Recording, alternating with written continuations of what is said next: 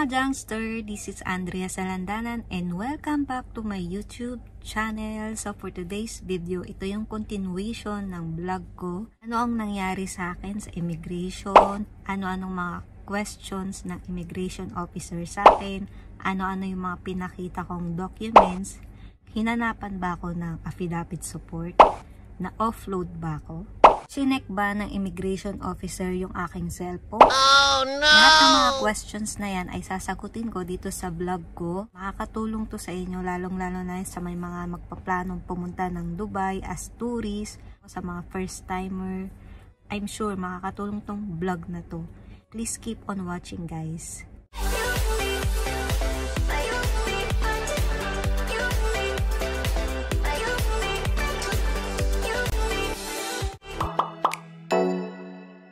So guys, mag-start na tayo. So i-reviewin muna natin yung first vlog ko. Yung vlog ko na yon is tungkol sa mga list of requirements, mga kailangan para makapag-travel sa Dubai. Nakalimutan ko i-mention guys, yung isa rin sa important documents, yung travel insurance. So ipakita ko guys. Yan. Sa package guys, kasama na dun yung travel insurance, yung ticket, yung approved tourist visa. Guys, panoorin nyo yung first vlog ko, yun yung mga detailed na list of requirements para mas maintindihan nyo. Dito sa second vlog ko, ang pag-uusapan natin, anong nangyari sa akin sa immigration. Ano-ano yung mga tinanong sa akin ng immigration officer at hinanapan ba ako ng affidavit support. And na-offload ba ako? Sa last part ng aking vlog, nasa airport na ako. Then, after ko mag-check-in, nakuha ko na yung boarding pass ko. And then, proceed na ako sa immigration. Habang nakapila ako, that time, nag-pray na ako. Pero kinakabahan na talaga ako. Oh, no! Wala yung kaba ko nung malapit na ako sa immigration officer. And natsambahan ko din yung medyo bata-bata ng immigration officer. Napansin ko din, mabilis siyang mag-interview. Pinagdadasal ko na sana siya yung mag-interview sa akin. Thanks God naman, napunta nga ako dun sa immigration officer. Ano-ano ba yung mga important documents na binigay ko sa immigration officer? Ang mga documents na binigay ko sa immigration officer nung time na ako na yung sumunod, yung original passport ko, approved UAE tourist visa, ticket, back and forth. So, meron akong 2 ticket copy. Yan, binigay ko yan kay immigration officer. Yung travel insurance ko, importante din to. And yung kay husband, visa copy, verified contract. So guys, ipakita ko yung verified contract para may idea kayo. So yun guys, verified contract, merong stamp mula sa Philippine Consulate. Yan. Then may resibo din. Ito yung original copy. Yung pinakita ko sa immigration officer, yung mga photocopy na lang. So, din yung company ID ni husband, passport copy niya, salary certificate meron din. Yung labor card, papansin nyo meron siyang stamp. And then, ito pala yung invitation letter. Ito yung original, pero ang dala ko yung photocopy lang, in-scan kasi ngayon. Then, dito sa verified contract, ito yung sinasabi kong sworn statement. Pero hindi ko na to pinakita guys. Basta ito lang, yung verified contract lang. Tapos, yung OEC, yung OWA membership copy niya, yung mga resibo din, dala ko. Bank statement, may dala ko guys, pero hindi ko na yun binigay sa immigration officer, tsaka yung remittance copy, hindi ko na rin binigay yun. Meron din akong business permit in case nahanapan ako kung meron akong trabaho. Meron naman kaming small business. Wow! Saka meron din akong dalang menu. Marriage contract. Pinaka-importante din yan. Kasi ang sponsor ko is si husband. Yan. Birth certificate ko at ni husband. And then yung RT-PCR test ko. Na negative yung result, yung hotel booking, Ayun, kailangan din yun guys. Sa hotel booking, 1 month yung nakalagay doon. Pero actually, hindi naman ako 1 month nag-stay sa hotel. Nag-stay naman ako sa tinitira ni husband. Almost photocopy lang yung dala ko. Ang original lang na marriage certificate. Tapos yung birth certificate namin. Ito lang yung binigay ko. So, in-accept naman nila guys. Tenancy contract. Ayun. So, in-scan lang ni husband yung mga documents. Then, sinend niya sa akin sa email. Para maging original din yung printout copy. Then, si immigration officer, check niya yung mga binigay ko sa kanyang documents. Ano-ano yung mga tinanong sa akin ng immigration officer. Kailan ang balik ko sa Pilipinas. Tapos, sino yung pupuntahan ko sa Dubai. Kailan yung last travel ni husband. Konti lang yung mga itinanong niya sa akin. Yun, chinek niya lang yung mga documents ko. Tapos, pumunta siya sa pinaka-head immigration officer. Binerify niya yung marriage contract. Kasi ito, dala niya to eh. Pina-verify niya dun kung legit ba tong marriage certificate namin. Habang pinapa-verify niya yung aming marriage certificate. Tsaka may mga documents pa siyang dala. Hindi ko matandaan kasi yun dahil syempre mindset mo na sana payagan kang makalis papunta ng Dubai. Habang hinihintay ko siya na bumalik, nagpe-pray na ako kay Lord na sana is makaalis nga ako. Then maya-maya pagbalik ni immigration officer, thanks God naman kasi in-stamp na yung aking passport. Habang in-stamp niya yun, nagche-check siya ulit. Tapos tinanong niya ulit kung kailan yung last travel ni husband, kailan yung balik ko sa Pilipinas. Ganon, dapat alam mo yung date ng balik mo sa Pilipinas. Sa unang immigration officer is napakadali ko lang doon, hindi ako masyadong nagtagal at wala masyadong questions. 3 questions lang yun na inulit lang niya and chinek niya lang yung mga documents ko talaga. Basta lahat ng mga supporting documents dinala ko para ready in case hanapan ako. So, ayun guys, yung mga documents na binigay ko dun sa immigration officer. Para hindi na siya magtatanong no, nasaan yung ganito, ganyan. Kasi mas maguguluhan ka. And then, sobrang saya ko kasi sinoli na yung mga documents ko sa akin. And habang naglalakad ako, na-excite ako. At sobrang saya ko kasi thanks God, sabi ko. Then, pa-exit na ako. Doon sa pa-exit, meron palang isa pang immigration officer. Oh, nagbabantay. No! And then, nakapila ako. May hinahanap akong mga documents. Baka magtanong sa akin. And meron akong kasunod. So, pinapauna niya na ako. Sabi ko, sige, mauna ka na. Pero ako na yung nauna. Kaya ako yung tinawag ng immigration officer. Ako yung natsambahan. Yung kasunod ko, pinauna niya na.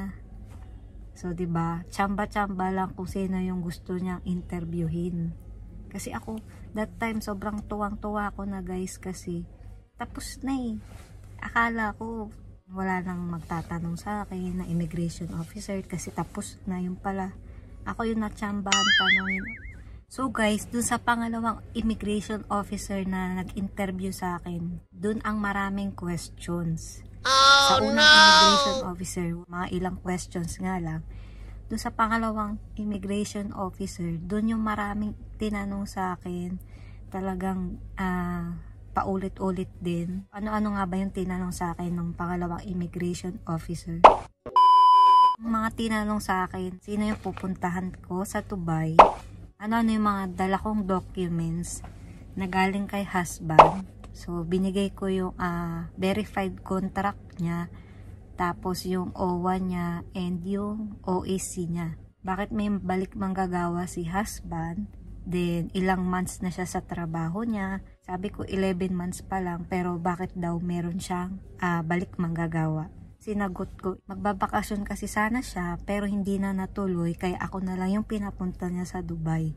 Talagang binackground check niya yung si husband. Actually guys, sa Kuwait naman talaga siya nagtatrabaho. Na-detect niya yun sa balik manggagawa. Tanong siya ng tanong about doon, bakit siya may balik manggagawa, bakit sa Kuwait siya nagtatrabaho pala dati, tapos bakit napunta siya sa Dubai. Ang sinagot ko naman, nakapunta ng Dubai dahil for quarantine. Di nakabalik agad, nagkaroon ng problema dahil sa pandemic.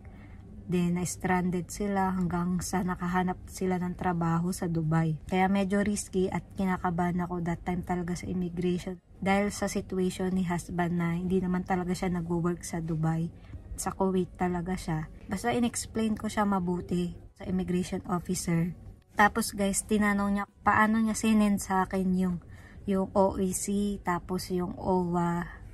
Sabi ko, sinend niya sa akin sa cellphone. Nahanap niya sa akin sa cellphone yung proof na sinend sa akin yung copy ng OAC tsaka yung OWA. Then, pinakita ko sa kanya. Sinave ko talaga sa cellphone ko yung mga important documents, guys. Kaya kayo isave nyo din sa cellphone nyo in case na maghanap siya kung ano yung proof mo, kung saan galing, o paano sinend sa'yo yung documents. Chinek ba ng immigration officer yung aking cellphone? Meron ba kayong picture ni husband nung kasal? Sa marriage certificate namin, kinasal kasi kami sa Kuwait. Nakita niya yun, kaya hinanap niya sa akin yung picture namin nung kasal. Meron naman akong nakasave dun sa cellphone ko, so pinakita ko rin sa kanya. Kailan yung birthday ko, tinanong niya yun sa akin. Then, kailan yung kasal namin. Basta dun sa pangalawang immigration, guys, dun ako nagisa. Maraming questions sa akin. Kasi dun sa unang immigration, easy lang talaga yung questions. Kasi lahat ng important documents ko is inigay ko talaga dun sa immigration officer. Kaya siguro hindi na siya masyadong matanong. Konti lang talaga. Sa pangalawa lang talaga na tsambahan lang ako. Na maraming questions. Tapos talagang inabangan talaga yata ako nun. Kasi yung iba naman na kasunod ko, hindi naman niya tinanong. At that time guys, hindi naman ako kinabahan. Sobrang thanks God talaga. Sabi ko sa sarili ko, yung akala mo okay na ang lahat, tapos meron pa palang nag-aabang na immigration officer. No! At tsamba-tsamba lang talaga guys, kung ikaw yung matanungan, or ikaw yung gusto niyang interviewin, ganun. Advice ko sa inyo guys, mag-pray kayo kay Lord para hindi kayo kabahan. Dalhin nyo lahat ng mga supporting documents. Hinanapan ba ako ng affidavit support? Hindi naman ako hinanapan ng affidavit of support. Na-offload ba ako? Thanks God kasi hindi ako na-offload. Actually, nandito na ako sa Dubai. Medyo nasulit ko na yung pagbabakasyon ko dito sa Dubai kasi nakapasyal na rin ako. Sa Miracle Garden, wow, Global Village, Dubai Mall. Hindi, nakita ko na rin yung Burj Khalifa. Tapos, nakapag New Year na rin ako dito. Kaya sobrang happy kasi nakarating na ako dito sa Dubai. Talagang sinulit ko yung pagiging tourist ko dito. Ang ma-advise ko lang sa inyo, kailangan kompleto yung mga documents nyo, self-confidence lang, and then i-prove mo talaga na nagbabakasyon ka lang sa Dubai. Talagang inisip ko lang makasama ko si husband kasi 11 months kaming LDR. Oh no! And advice ko din guys, kung magsa-search kayo sa YouTube ng mga paano mag-travel sa Dubai as a tourist visa, i-search nyo yung mga positive feedback lang hanggang sa mag-travel kayo. Positive lang yung mindset nyo para may ideas din kayo. Mga requirements na kailangan para iwas offload nga. Sagutin nyo lang yung mga questions ni immigration officer ng totoo at huwag kayong kakabahan, self-confidence, mag-pray kay Lord. Kasi ganun lang naman yung ginawa ko. Basta maging totoo ka lang sa sarili mo at saka yung sa pagsagot mo sa immigration officer. Mas maraming supporting documents, mas maganda para in case hanapan, meron kang ipapakita. Kasi kung kulang yung mga documents na dala mo, pwede kang ma-offload. Ganun. Oh no! Depende kasi sa mga questions na immigration officer. Totoo din pala yung nag-check din pala sila sa cellphone. So, katulad ko na na-experience ko yung hinanap sa akin yung proof na kung saan sinend yung OAC, tsaka yung OWA, tsaka picture namin nung kasal, yun, experience ko yun. Kaya be ready rin sa mga questions and yung sa mga cellphone, kung ano man yung mga plano nyo sa papunta ng Dubai. Kung plano nyo magtrabaho, wag nyo munang isipin yun kasi hindi natin alam, baka i-check yung phone mo. Oh, no! Yun yung mga advice ko sa mga plano mag-travel sa Dubai. So guys, tatapusin ko na tong vlog ko. And sana tong experience ko at yung na-share kong information, ideas ay nakatulong sa inyo. Lalo na sa mga first timer. May plano mag-travel sa Dubai as a tourist at yung may mga sponsor. Sana tong vlog ko na to is nakatulong to sa inyo. And kung may mga questions kayo, comment down below. Please guys, don't forget to like, subscribe my YouTube channel and click the notification bell button para updated kayo lagi sa aking mga bagong videos. Panoorin nyo din guys yung mga travel vlogs ko dito sa Dubai. Wow! Thanks for watching. God bless you all. Bye-bye.